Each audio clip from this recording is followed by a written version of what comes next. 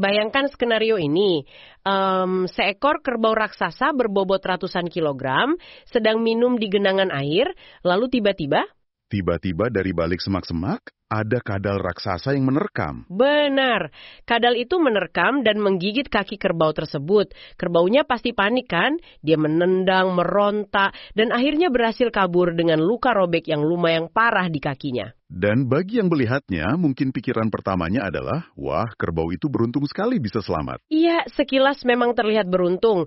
Tapi sayangnya, bagi kerbau itu, tubuhnya sendiri akan mulai mengkhianatinya. Selama berhari-hari, dia akan makin melemah, mengembara tanpa arah, dan pada akhirnya mati. Nah, bagi Anda yang sejak kecil rajin baca ensiklopedia Flora Fauna atau suka nonton film dokumenter, Anda pasti tahu fakta mutlak tentang apa yang membunuh kerbau tadi. Menuliskan kalau komodo membunuh mangsanya menggunakan air liur mematikan. Air liur yang dipenuhi bakteri pembusuk yang sangat kotor. Benar sekali. Itu cerita yang sudah diajarkan selama puluhan tahun, ya kan? Sebuah fakta yang seolah sudah final, rapi, dan diterima begitu saja oleh dunia sains pada masa itu. Sangat rapi. Tapi, disinilah ilmu pengetahuan mulai terasa menantang. Saat Anda menggali lebih dalam ke dunia biologi dan ekologi modern, apa yang tadinya kita anggap sebagai kebenaran absolut, ternyata bisa runtuh begitu saja oleh satu penelitian baru. Dan proses bagaimana sains mengoreksi kesalahan itu sangat mempesona. Terkadang satu penemuan biologis baru tidak hanya mengubah cara kita melihat hewan tersebut, tapi bisa memicu efek domino yang menantang pemahaman moral kita. Tepat. Dan sebagai pembelajar yang penuh rasa ingin tahu, saya tahu persis kalau Anda yang sedang mendengarkan penelusuran mendalam kita hari ini, pasti suka dengan topik yang memutar-balikan fakta yang selama ini Anda yakini. Setuju. Misi kita hari ini sangat jelas. Oke, mari kita bedah ini. Kita akan membedah kebenaran sejati di balik gigitan komodo. Tapi kita tidak akan berhenti di situ. Kita juga akan mengeksplorasi bagaimana temuan ini justru menyeret kita ke dalam salah satu dilema etika paling rumit dalam dunia konservasi satwa liar. Tumpukan sumber kita hari ini sangat beragam dan menarik. Kita akan melihat makalah ekologi dari Bull dan rekan-rekannya yang sempat mempopulerkan model epidemi kadal. Terus kita akan membantahnya dengan studi bakteriologi dari Goldstein dan timnya, kan? Benar. Lalu kita masuk ke analisis anatomi kelenjar rahang komodo oleh Janet Check di tahun 2025. Dan puncaknya, kita akan membedah makalah bioetika yang sangat provokatif di jurnal Bioscience oleh Hampton dan rekan-rekan. Makalah yang membahas bahaya konsep One Health di alam liar itu ya. Menarik sekali. Jadi, mari kita mulai dari mitos biologi yang paling melegenda dulu. Air liur kotor komodo. Mitos yang sangat ikonik. Iya. Selama bertahun-tahun kita diberitahu bahwa mulut komodo itu pada dasarnya adalah senjata biologis. Di literatur dari Bull tadi, mereka bahkan merumuskan konsep ini ke dalam model matematika yang mereka sebut epidemi antar kadal. Gimana sih ide awal teori ini bisa muncul? Begini, konsep ini sebenarnya berakar dari pengamatan lapangan seorang ahli biologi, Walter Offenberg, di tahun 80-an. Waktu dia mengamati komodo di alam liar, dia melihat fenomena yang unik. Fenomena kerbau yang mati berhari-hari setelah digigit tadi? Tepat. Komodo menggigit mangsa besar, mangsanya kabur, lalu mati karena infeksi parah atau sepsis beberapa hari kemudian. Offenberg berasumsi kalau mulut komodo itu berevolusi menjadi semacam inkubator alami untuk bakteri patogen. Waktu saya baca bagian epidemi antar kadal, itu analogi yang muncul di kepala saya itu kayak perlombaan lari estafet tapi versi yang sangat kelam. Estafet kelam. Coba jelaskan maksudnya. Jadi polanya gini, komodo pertama menggigit sang kerbau. Bakteri mematikan yang sering disebut bakteri Pasturella multocida itu masuk ke luka kerbau. Oke, lalu kerbaunya kabur? Nah iya, kerbau kabur. Terus bakteri ini berkembang biak di dalam darahnya, bikin infeksi sistemik yang menyiksa berhari-hari. Saat kerbau itu mati, komodo-komodo lain dari seluruh penjuru pulau datang berkumpul untuk makan bangkainya sama-sama. Dan disitulah transfernya terjadi? Persis. Waktu mereka makan bareng, bakteri dari bangkai tadi berpindah ke mulut komodo-komodo baru ini. Tongkat estafet bakteri telah dioper ke generasi berikutnya. Masuk akal kan? Itu analogi visual yang sangat pas, jujur saja. Model epidemi ini secara teoritis sangat masuk akal di atas kertas waktu itu. Pertanyaan besar dalam ekologi saat itu adalah bagaimana kumpulan bakteri mematikan bisa terus bertahan di mulut predator yang sebenarnya hidup menyendiri atau soliter. Karena mereka butuh inang untuk terus menularkan ya? Tepat sekali. Jawabannya, menurut model itu, adalah dengan menjadikan mangsanya sebagai vektor, semacam kurir pembawa penyakit, dan menggunakan momen makan bangkai komunal sebagai titik penularan massalnya. Tapi, tunggu dulu. Disinilah saya mulai merasa skeptis saat membaca datanya. Apakah alam benar-benar merancang mulut seekor kadal secara spesifik sebagai senjata bakteriologis? Maksud Anda, apakah komodo secara aktif membiarkan bakteri itu? Iya. Apakah mereka secara genetik memproduksi atau sengaja memelihara bakteri super mematikan ini di sela-sela gigi mereka? Rasanya kok agak aneh. Dan skeptisisme Anda itu persis seperti yang dirasakan oleh tim peneliti yang dipimpin oleh Goldstein. Mereka akhirnya memutuskan untuk menguji mitos ini secara langsung. Wah, terjun langsung menguji air liur komodo. Betul. Mereka melakukan penelitian ekstensif terhadap 16 ekor komodo di berbagai kebun binatang di Amerika Serikat. Dan mari kita akui, mengambil sampel usapan atau swab dari mulut kadal raksasa yang meronta-ronta itu bukan pekerjaan mudah. Pasti butuh nyali yang luar biasa besar untuk mendekati mulut komodo dan mengusapnya. Lalu, apa yang mereka temukan di mikroskop? Apakah mulut komodo ini benar-benar gudang senjata biologis? Sama sekali tidak. Data mereka menceritakan kisah yang sama sekali berbeda dan ini langsung mematahkan dogma lama tadi. Astaga, jadi kosong? Tidak ada bakteri mematikan? Mereka memetakan bakteri aerobik yang butuh oksigen dan anaerobik yang hidup tanpa oksigen. Hasilnya, flora bakteri di mulut komodo dewasa ternyata sangat biasa saja. Biasa saja bagaimana maksudnya? Itu hanyalah cerminan dari bakteri yang ada di usus mereka, bakteri dari sisa kulit makanan terakhir mereka, dan lingkungan kebun binatang tersebut. Tidak lebih dari itu. Sebentar, jadi bakteri paling dominan yang mereka temukan itu sebenarnya apa? Mayoritas hanyalah bakteri lingkungan yang sangat umum, seperti Staphylococcus aureus dan beberapa jenis Clostridia. Tidak ada bakteri superpatogen yang bersarang di sana sebagai senjata utama. Mereka tidak memelihara senjata biologis. Ini gila sih, jadi mulut komodo pada dasarnya tidak lebih beracun atau kotor daripada mulut hewan karnivora lainnya. Betul. Maksud saya, kalau saya digigit anjing liar, atau bahkan digigit kucing saya di rumah, terus lukanya tidak dibersihkan dengan benar, saya juga bisa kena infeksi parah kan? Persis seperti itu. Gigitan hewan apapun yang menembus kulit dan masuk ke jaringan dalam pasti membawa resiko infeksi dari bakteri lingkungan biasa. Masuk akal. Tapi bukti yang paling telak, bukti yang benar-benar mengubur teori bakteri sebagai senjata ini, justru datang dari partisipan paling kecil di penelitian Goldstein. Ah, saya ingat bagian ini. Bayi komodo kan? Mereka juga meneliti bayi komodo yang baru menetas. Memangnya kenapa bayi-bayi ini begitu penting bagi penelitian mereka? Bayi komodo atau neonate itu subjek pengujian yang sempurna. Karena mulut mereka ibarat kanvas yang masih kosong. Mereka belum pernah memakan bangkai busuk di alam liar, kan? Oh iya. Jadi kalau air liur mematikan itu adalah bawaan genetik, mereka pasti sudah punya. Tepat. Jika itu senjata evolusi, bayi-bayi ini seharusnya sudah punya bakteri mematikan tersebut sejak lahir. Dari 16 komodo yang diteliti, 6 diantaranya adalah bayi. Dan tahukah Anda apa temuan utamanya? Apa itu? Bayi-bayi ini sama sekali tidak memiliki bakteri anaerobik di mulut mereka. 0 besar. Flora bakteri mulut mereka berubah murni seiring dengan apa yang mulai mereka makan nantinya. Luar biasa. Jadi mitos buku pelajaran kita dulu resmi hancur lebur di sini.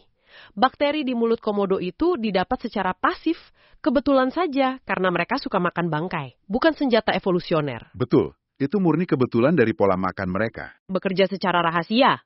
Nah, untuk memecahkan misteri ini, kita harus melihat melampaui bakteri. Kita harus masuk ke dalam struktur anatomi fisik sang komodo itu sendiri.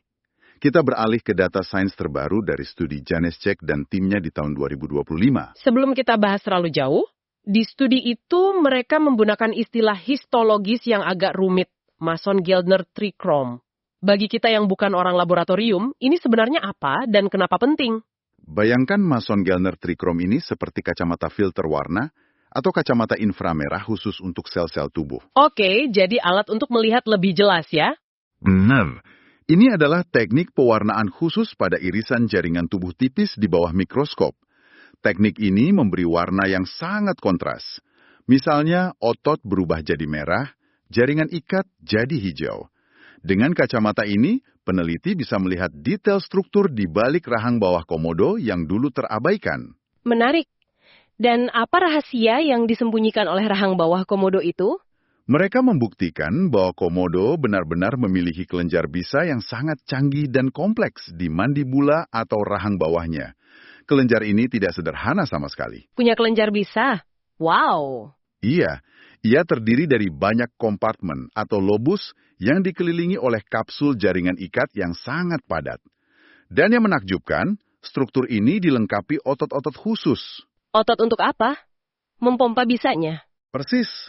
Saat komodo menggigit, otot-otot ini berkontraksi, memeras kelenjar itu seperti memeras spons basah, dan mendorong sekresi bisa cair mengalir lewat saluran, langsung ke sela-sela gigi mereka. Astaga, jadi komodo memang berbisa. Tapi tunggu dulu, ini bikin saya bingung. Kalau komodo punya bisa, kenapa cara kerjanya beda banget dengan ular berbisa? Beda bagaimana maksud Anda? Kalau kobra atau ular berbisa lainnya menggigit, bisanya kan bekerja sangat cepat. Sistem saraf langsung lumpuh, mangsanya langsung mati di tempat. Tapi gigitan komodo ini kan efeknya lambat sekali. Kerbau tadi masih bisa berlari berkilometer. Kenapa evolusi komodo menciptakan racun yang sangat lambat ini? Pertanyaan analitis yang luar biasa tajam. Ini semua berhubungan erat dengan efisiensi memburu mangsa yang ukuran tubuhnya jauh lebih besar dari si komodo sendiri. Jawabannya ada pada kombinasi antara bentuk giginya dan racikan kimia di dalam bisanya. Oke, mari kita bahas giginya dulu. Bentuknya seperti apa? Gigi komodo itu disebut gigi zipudont. Bentuknya melengkung tajam ke belakang dan bergerigi seperti gergaji. Oh, bergerigi. Tidak seperti taring ular yang berongga ya? Benar. Ular punya gigi berongga seperti jarum suntik untuk menyuntikkan racun dalam sekejap. Tapi gigi komodo murni dirancang untuk merobek, mengoyak, dan menciptakan trauma mekanis yang masif pada daging mangsanya. Ah, saya paham. Jadi cara kerjanya seperti pisau daging bergerigi yang ditarik mundur dengan keras. Gigitan pertama langsung bikin luka terbuka yang besar sekali. Tepat sekali. Luka robekan yang brutal itu terjadi lebih dulu. Lalu, bisa yang diperas dari rahang bawah tadi mengalir masuk bercampur ke dalam luka yang menganga itu. Disinilah bahan kimia bisanya mengambil alih. Apa saja isinya? Pasti racikan yang mematikan. Campurannya sangat kompleks. Mengandung toksin seperti afid, kris, peptida natriuretik, fosfolipase A2, dan enzim yang disebut kallikrein. Oke, tunggu. Ini mulai terdengar seperti resep ramuan penyihir. Mari kita urai sedikit agar lebih jelas. Saya pernah dengar nama kallikrein, tapi saya agak lupa fungsi persisnya. Bagaimana enzim ini bekerja di dalam tubuh kerbau yang sedang lari itu? Gini, bayangkan saat kulit kita tergores atau terluka. Normalnya tubuh kita memproduksi zat yang disebut fibrinogen kan? Iya, yang bertindak seperti lem untuk membekukan darah dan menambah luka supaya darahnya berhenti. Nah, kallikrein di dalam bisa komodo itu bekerja menghancurkan fibrinogen tersebut secara agresif. Astaga. Jadi, bisanya itu bertindak seperti zat antikoagulan tingkat tinggi. Lem darahnya dihancurkan. Jadi luka robek dari gigitan tadi tidak bisa menutup sama sekali. Betul sekali. Darah mangsa akan terus mengucur deras tanpa henti. Dan parahnya lagi, peptida natriuretik dalam bisa komodo punya tugas melebarkan pembuluh darah secara drastis. Berarti tekanan darahnya akan langsung anjlok. Ya, akibatnya tekanan darah mangsa turun tajam. Kondisi ini disebut hipotensi parah. Wah, jadi kerbau itu tidak mati karena infeksi bakteri kotor selama berhari-hari seperti yang kita yakini selama ini. Mereka mati perlahan karena kehabisan darah. Persis, mereka kabur, terus berdarah, tekanan darah merosot, sampai akhirnya mereka kehilangan kesadaran dan mati karena syok pendarahan masif yang sudah dirancang oleh evolusi komodo. Kematian yang sangat perlahan, sunyi, namun pasti. Komodo cuma perlu jalan santai mengikuti jejak darah mangsanya, pakai indera penciumannya, lalu menunggu alam mengambil nyawa mangsa itu. Misteri puluhan tahun akhirnya terpecahkan. Tapi penemuan bahwa komodo memang sengaja mengandalkan kematian perlahan ini membawa pikiran saya ke arah yang lebih rumit, terutama secara etika. Etika seperti apa yang Anda maksud? Gini, fakta bahwa kerbau tidak langsung mati berarti kan mangsa ini sering berhasil lolos dan berkeliaran di alam liar dalam kondisi terluka parah, berdarah-darah dan jelas kesakitan. Dan saat manusia modern melihat hewan besar yang menderita seperti itu, insting pertama kita, nurani kita, pasti meneriakkan satu hal, tolong hewan itu. Dan tepat di titik itulah, di persimpangan antara empati manusia dan kebrutalan siklus alam, sebuah dilema etika yang sangat masif dimulai. Kita masuk ke ranah yang dibahas sangat provokatif oleh makalah Hampton dan rekan-rekan. Mari kita bahas makalah dari jurnal Bioscience ini. Mereka secara khusus menyoroti konsep yang saat ini sangat populer di dunia konservasi medis, yaitu One Health atau kesehatan tunggal. Konsep yang sangat idealis sebenarnya. Iya, inti dari konsep ini adalah gagasan bahwa kesehatan manusia, hewan peliharaan, dan ekosistem itu saling terhubung. Jadi harus dioptimalkan bersama-sama. Di atas kertas kedengarannya luar biasa mulia kan? Tentu. One Health awalnya dirancang untuk mengatasi penyakit lintas spesies atau zoonosis, seperti rabies atau virus yang bisa melompat dari hewan ke manusia. Jika hewan sehat, manusia juga aman. Tapi prakteknya di lapangan ternyata mulai bergeser. Benar. Bergeser ke arah yang sangat kontroversial di alam liar. Makalah ini memberi beberapa contoh nyata yang bikin saya sampai harus berhenti baca sejenak. Mereka menyebutkan tentang organisasi di Kenya, David Sheldrake Wildlife Trust.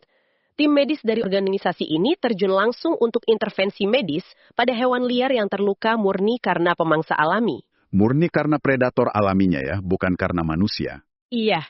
Misalnya ada seekor zebra yang selamat setelah digigit singa. Tapi lukanya parah.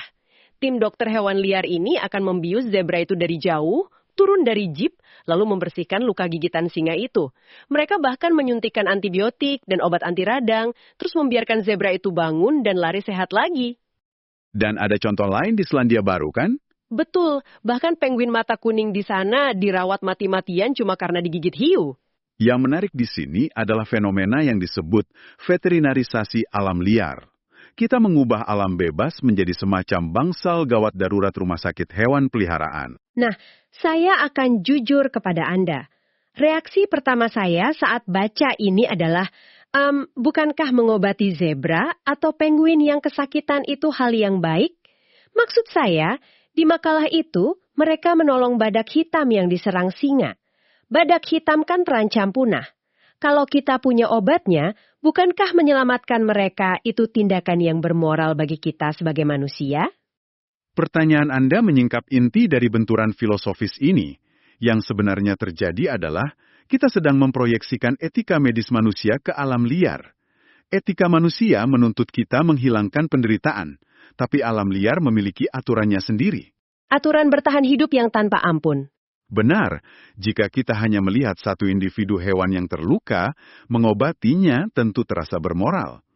Tapi kalau dari kacamata ekologi yang lebih luas, mengobati luka akibat pemangsaan alami menciptakan benturan etika yang masif. Benturan antara kesejahteraan satu ekor individu hewan melawan ketahanan atau resiliensi seluruh ekosistem. Dengan kata lain, kita mencampuri siklus hidup dan mati di alam. Ya, kita harus menantang definisi dasar kita tentang penderitaan di alam liar. Apakah terluka karena dimangsa, itu sebuah penyakit yang harus disembuhkan layaknya virus? Atau itu adalah proses ekologis alami? Saat kita kasih antibiotik ke zebra yang digigit singa, kita menghentikan proses alami yang sudah berjalan jutaan tahun. Oke, mari kita coba ikuti logika welas asih manusia ini ke skenario terburuknya.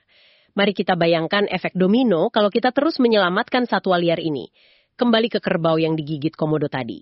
Mari kita simulasikan. Komodo menggigit kerbau, kerbau lari dengan luka menganga yang tidak bisa beku karena bisa komodo. Lalu tiba-tiba tim medis satwa liar datang. Mereka membius si kerbau, menjahit lukanya, kasih vitamin K untuk membekukan darah, dan kasih antibiotik. Kerbaunya selamat dan sehat. Apa dampaknya ke ekosistem? Efek dominonya mengerikan. Pertama, komodo yang sudah susah payah meracuni kerbau itu pasti mati kelaparan. Komodo itu sangat bergantung pada mangsa yang melemah perlahan. Dengan menyembuhkan sang mangsa, Anda merampas makanan dari mulut predator puncak itu. Dan kerusakannya tidak cuma sampai di komodonya saja kan? Jelas tidak. Hewan pemakan bangkai seperti burung nasar, serangga pembusuk, karnivora kecil lainnya, struktur hidup mereka dibangun dari sisa-sisa kematian hewan lain. Jika tidak ada kerbau yang mati perlahan, puluhan spesies lain yang hidup dari bangkainya juga akan hancur. Astaga, waktu bayangkan ini, analogi yang terlintas di kepala saya itu, intervensi medis ini mengubah alam liar jadi kebun binatang tanpa kandang. Kebun binatang yang disterilisasi. Metafora yang sangat tajam. Iya kan? Kita sebagai manusia mau hewan eksotis berkeliaran bebas di sabana liar bebas, tapi di saat yang sama kita nggak sanggup melihat darah, rasa sakit, atau kebrutalan. Kita mau alam liar versi film animasi, di mana tidak ada yang menderita. Dan itulah paradoks tragisnya. Satwa liar tidak bisa menjadi liar sekaligus terlindungi sepenuhnya dari rasa sakit. Menjadi liar berarti tunduk mutlak pada hukum alam, termasuk kelaparan dan kebrutalan predator. Belum lagi kalau kita bahas konsekuensi biologis dari obat-obatannya. Di makalah Hampton tadi diangkat soal risiko obat-obatan ini ke alam liar. Kalau kita sembarangan menyuntikkan antibiotik ke satwa liar, kita seperti main api dengan bakteri di alam, bukan? Ini risiko jangka panjang yang sangat mematikan. Sering banget diabaikan oleh pendukung konsep One Health. Kalau antibiotik rutin diberikan ke satwa liar, sisa-sisanya akan masuk ke tanah dan air. Bakteri di alam bebas akan terus bermutasi. Dan memunculkan bakteri super yang kebal obat. Tepat. Kita malah menciptakan superbug di alam liar. Ironisnya, bakteri super ini nanti malah memusnahkan satwa liar itu sendiri. Atau parahnya, menular kembali ke manusia. Dan ada satu hal penting lagi, soal seleksi alam. Kenapa zebra bisa lari cepat? Kenapa kerbau punya tanduk melengkung yang kuat? Itu semua kan karena selama jutaan tahun, individu yang lambat dan ceroboh sudah habis dimangsa. Seleksi alam yang dibentuk dari rasa sakit. Benar, kualitas genetik mereka dipahat oleh penderitaan dari terkaman predator. Kalau kita terus-terusan menyelamatkan hewan mangsa yang lambat dari gigitan singa atau komodo, kita secara aktif malah merusak genetik mereka. Kita mematikan mesin evolusi satwa liar. Sangat presisi. Pada akhirnya, ini memunculkan pertanyaan penting dan memaksa kita menarik batas tegas soal intervensi medis. Kalau penderitaan hewan murni karena ulah manusia, seperti tertabrak mobil atau kena jerat, kita wajib mengobatinya.